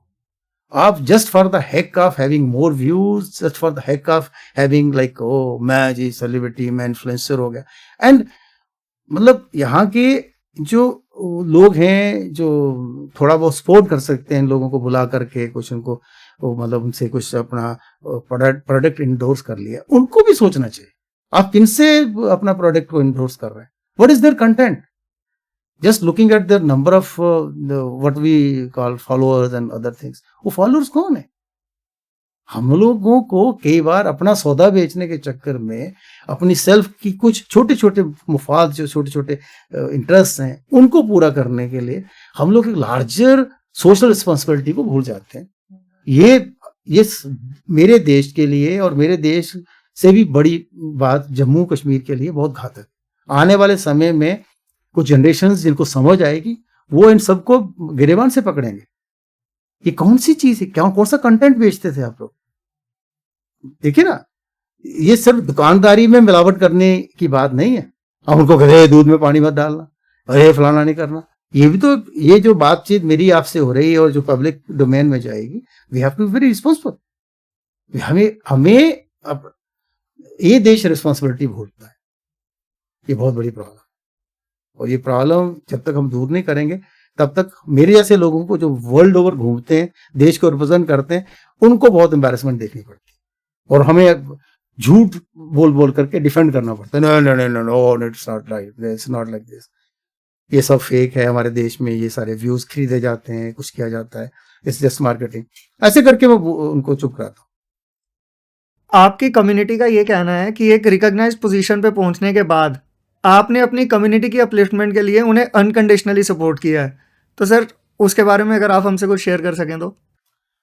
वेल, मैं इन चीज़ों को बड़े दूसरे तरीके से देखता हूँ। मैं ये देखता हूँ कि देखिए, कुछ तो आपकी जिम्मेवारी बनती है। मेरे बहुत सारे साथियों ये समझ जाते हैं कि नहीं नहीं आपको नहीं, मैं मतलब ओवर मेरिट उनके लिए नहीं करता। मतलब मैं किसी और को मतलब पीछे रख के उनको नहीं करता, मगर हमारे लोग जब डिजर्व करते हैं ना, तो मैं ये सबसे पहले उनके लिए लड़ता हूँ। If they are deserving, they are the best. और मेरे रहते हुए अगर उनको चांस नहीं मिला तो देन हु एल्स। मैं मतलब लोग मेरे को कहते हैं, ओपनली टैग करते हैं, ये राजपूतों को सपोर्ट करते हैं। मैं राजपूतों को तो सपोर्ट करता हूँ, लेकिन राजपूत टैलेंटेड राजपूतों को करता हूँ। शायद मैं कई बार ये सोचता हूँ कि अगर मैंने इनको इस समय मतलब सामने नहीं लाया तो who else will come in their like rescue, कौन आएगा। लेकिन ये भी है कि मुझे अगर मेरे सामने एक राजपूत है और साथ में कोई और है और वो उससे बेहतर है, तो मैं राजपूत को कभी सपोर्ट नहीं करूंगा। राजपूत को ये जरूर बोलूंगा कि भैया देख, ये तेरे सामने मापदंड है, तो इससे और आगे निकलने की कोशिश कर। हाँ, ये जरूर किया मैंने, वो जो एक डेफिशिएंसी थी उनका, कोई वो नहीं था ना, कहते हैं कोई बेली बार्स, है ना, वो बनने की कोशिश जरूर की। और मैं एक समय था जब मैंने academy of arts culture languages join किया था, मेरी कम्युनिटी का एक ही एम्प्लॉय वहाँ पे था। तब डे वन जब मैंने ऐसे किसी से पूछा, मैंने कहा कहाँ कोई भाई, इतने लोग हैं यहाँ पे, 550 एम्प्लॉय। कितने? 550। हाँ, 570 से ऊपर थे, 550 भी ऊपर थे एम्प्लॉय में। मैंने कहा कितने हैं ये लोग? कहते एक है, वो भी सस्पेंड है। तो वो एक दुख हुआ मुझे कि हम इतने नालायक हैं, ऐसा नहीं था। Fact story was different.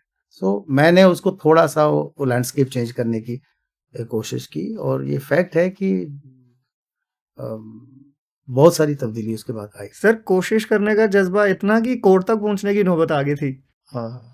मैं क्या बताऊं, मैं मतलब अपने किसी व्यक्ति को सपोर्ट करने के लिए मैंने जब उनको किया, तो किसी ने कोर्ट का केस कर लिया कि देखिए आप, ये आदमी है, ये पढ़ा लिखा नहीं है, ये लिख भी नहीं पाता है, तो आपने इसको सीधा ही एक पढ़ने पढ़ाने वाला काम, और मतलब आपने इंस्ट्रक्टर उनको वो कर दिया है, अपॉइंट कर दिया, which is equivalent to assistant professor.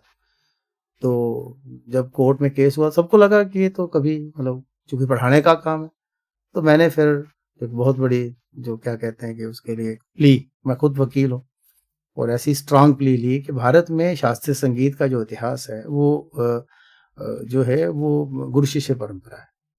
ये इंस्टीट्यूशन हमने बनाया है, हम थोपा है इंस्टीट्यूशन के ऊपर, इंस्टीट्यूशन नहीं होता। ये संगीत गुरु शिष्य परंपरा के बिना नहीं सीखा जाता, एक फैमिली ट्रेडिशन होता है जब गुरु और शिष्य की जो तरीके होते हैं, और उसी तरह ओरेटरी है, और वही मतलब एक उसी तरह एक विजडम पास ऑन होती है, थ्रू प्रैक्टिस होती है। तो मतलब फिर हाई कोर्ट को ये मानना पड़ा इस बात को, ये मेरे प्लीज इतने स्ट्रांग थे। और मैंने बताया, मैंने कहा आज तक गुरु शिष्य परंपरा के बाहर का कोई व्यक्ति इंस्टीट्यूशन से निकल के, मैंने कहा एक आदमी बता दीजिए जो म्यूजिक यूनिवर्सिटी से, म्यूजिक इंस्टीट्यूशन से निकल करके एक बहुत बड़ा कलाकार बना हो, मैं एक नाम बता दीजिए आप, जबकि गुरु शिष्य ट्रेडिशन के ही सारे आर्टिस्ट हैं। तो then like court had to like endorse my plea, और वो कलाकार आज की डेट में मतलब देश का बड़ा नाम है। सर, आपकी काफ़ी लंबी जर्नी रही है। आपने अपनी अगर इस जर्नी को सम अप करना हो सर, तो कैसे करेंगे? मैं like it has been very exciting, one thing. Secondly बहुत इंजॉय किया मैंने इसको, ऑनेस्टली आपको बता रहा हूँ। मैं आज आपके सामने बैठ कर के बात कर रहा हूँ तो बहुत इंजॉय कर रहा हूँ। मेरे अंदर एक आदत है, बहुत सारी आदतें होती हैं लोगों को उल्टी सीधी, मेरी उल्टी सीधी आदतों में पहली नंबर आदत है कि मैं हर मोमेंट को जीने की कोशिश करता हूँ। I never do anything under compulsion. मुझे कंपल्शन में नौकरी आगे बढ़ानी का स्कोप था, मैं शायद जम्मू कश्मीर गवर्नमेंट नहीं छोड़ता, लेकिन मुझे लग रहा था एक स्टेज पे आकर कि मैं अंडर कंपल्शन कुछ करने लगा हूँ। मैं नथिंग डूइंग, नमस्ते करो इसको। और I try to enjoy every moment, और हर चीज को जीता हूँ, बड़ा खुशी खुशी करता हूँ, स्ट्रेस के बिना करता हूँ। That's why I have been able to work up to 20 hours a day. मैं 4-4 घंटे सो के काम कर रहा हूँ, मेजॉरिटी टाइम में मैंने ऐसे ही किया है, मैं 4 घंटे सोता हूँ। और मुझे कभी भी ये नहीं लगता कि मैं देखोगे, मैं इस समय आप मेरे से मिले हो, शाम के 9 बजे भी मिल के देख लेना, 10 बजे भी मिलना, मेरा energy level will be the same, because I enjoy every moment. और ये आज तक की जर्नी मैंने जो जो भी है, जो अकम्पलिशमेंट, अप्स डाउन्स चलती रहती है, वो जरूरी है, डाउन तो होना बहुत ही जरूरी है। रीजन बीइंग को नहीं होते हैं तो आप अप के लिए, और वो क्या कहते हैं कि दूसरी ऊर्जा नहीं, वो एक टाइम होता है जिस टाइम में आप एक दूसरी ऊर्जा अपने अंदर ला करके फिर से अगेन ट्राई करते हैं। और मैं एक और फर्म बिलीवर हूँ, नथिंग इज इम्पॉसिबल। ये जरूर है कि देश में पॉलिटिकल माहौल ठीक नहीं है, लेट्स बी वेरी ऑनेस्ट। यहाँ पे अपना, मेरा चेला, मेरा फलाना, मेरा बंदा टाइप लोगों को प्रमोट करते हैं, और ये अनफॉर्चुनेट है, ऐसा होना नहीं चाहिए। कुछ इंस्टीट्यूशंस को, सरकारों को छोड़ देना चाहिए, ऑलवेज ट्राई, जैसे अमेरिका है, वो बहुत बुरा हाल है उस देश का, लेकिन एक्सलेंस को उस देश से बेहतर कोई प्रमोट नहीं करता। एक एक्सलेंट व्यक्ति उनको सड़क पे चलता मिलता, उसको सीधा उसको मिनिस्टर बना देते हैं, सड़क पे चलने वाले व्यक्ति। ये भारत में नहीं होगा जब तक मेरा बंदा, मेरा चेला, मेरे साथ फलाना उसके साथ जुड़ा है। ये सरकारें अगर साइंस एंड टेक्नोलॉजी, एजुकेशन और कल्चर में बंद कर दे, बाकी जगह जो उन्होंने अपनी पॉलिटिक्स प्ले करनी है करते रहें, मुझे लगता है देश और बेहतर होगा और अच्छा और आगे जाएगा।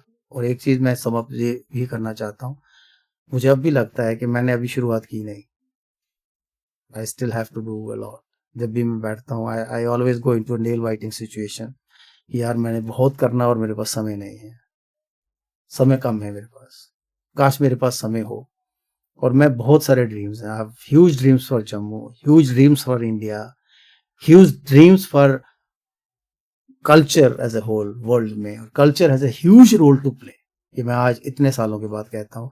अगर कल्चर को देश प्रायोरिटाइज करे, हमारा प्रदेश प्रायोरिटाइज करे, तो हमारी सिविक लाइफ की बहुत सारी चीजें बदल सकती हैं, दुनिया बदल सकती है। लोग कल्चर को नाचना गाना समझते हैं, जबकि मैं अब आजकल इन दिनों IIT, IIM, एम्स में काम कर रहा हूँ। वो जो बेस्ट ब्रेन्स हैं देश के, उनको शेपअप करने की कोशिश कर रहा हूँ। उनकी लाइफ में जो कल्चर इंटरवेंशन हो सकते हैं, और नाउ दे आर फाइंडिंग कि यार देखो ये कौन सी एक ऐसी चीज़ है, ये एक बहुत बड़ी चीज़ है जिसको हमने छोड़ा। यूरोप को देखो, वो बहुत प्रायोरिटाइज करता है, 12 वर्ल्ड फॉर दैट मैटर, चाहे वो साउथ कोरिया है या जापान है, फॉर दैट मैटर चाइना है, ये लोग बहुत करते हैं। रशिया में तो खैर बहुत ही आगे है। तो ये इनसे हमें सीखना चाहिए कि ये जो देश, जो सोसाइटी, जो कम्युनिटी कल्चर को इज्जत नहीं दे रहा है, उनको नहीं कर रहा, क्योंकि कल्चर नाचना गाना नहीं है, it's a very way of life. तो we have to create that culture. ये सड़क पे आपको जो टी टी पी पी हर जगह मिलता है, ये शोर शराबा, ये सब हमारी कल्चरल लैकनेस है। हम कहीं ना कहीं we are failing to develop that culture. आपको देखो हर बंदा सड़क पे ओवरटेक करने के चक्कर में, what is it? It's a lack of civic sense. Civic sense comes through culture. हमें वो कल्चर इनकलकेट करना है। ऊंचा बोलते हैं, 2 मिनट में थोड़ी सी बात होती है, मारने को दौड़ाते हैं। ये किसी देश में ऐसा नहीं है, बहुत barring few countries in the world. बाकी आप जो बिल्कुल सिविलाइज्ड नेशंस हैं, वहां कोई किसी से ऊंचा नहीं बोलता है, बहुत तहजीब से बात करते हैं। People always carry a huge smile on their face and then they move. That what is that? That is a culture. हमें कल्चर लगता है। आप जापान में चले जाइए, आप किसी भी एल्डरली व्यक्ति को आप वो मतलब ऑफेंड नहीं कर सकते। जैसे ही नजर आता सब खड़े हो जाते हैं, उनको सबसे पहले रास्ता देते हैं। वो उस देश का कल्चर, उसकी पहचान है। हम कल्चर सोचते हैं वो नाचे, नचना तड़पना is a culture. No, very we need to like spread this understanding of culture and promote it. आपको मैं लिख के बता रहा हूं, हमसे भी ज्यादा ओवर पॉपुलेटेड वर्ल्ड है। चाइना देख लीजिए, उसके बावजूद उन्होंने किस culturally with the intervention of culture अपने देश की लाइफ को, लाइफस्टाइल को कितना बदला। आज दुनिया की सबसे ज्यादा लॉन्गेस्ट लिविंग पीपल जापान में आपको मिलेंगे। What is that? Medicine? No, that's culture. तो culture has a larger meaning जिसको हमारे देश ने अंडरस्टैंड नहीं किया। और मेरी ये कोशिश है कि उस अंडरस्टैंडिंग को जितनी मैं फैला सकूं, इंस्टीट्यूशलाइज करके, व्यक्तिगत लेवल पे आगे लोगों को ट्रेन करके उनके थ्रू, that's my mission. Sir, you are a blessing to Jammu sir. और हमें उम्मीद है सर कि जो ऑडियंस है वो ये पॉडकास्ट देख के बहुत इंस्पायर होने वाली है आपसे। Thanks a lot for coming sir. Thanks to you for giving me this opportunity.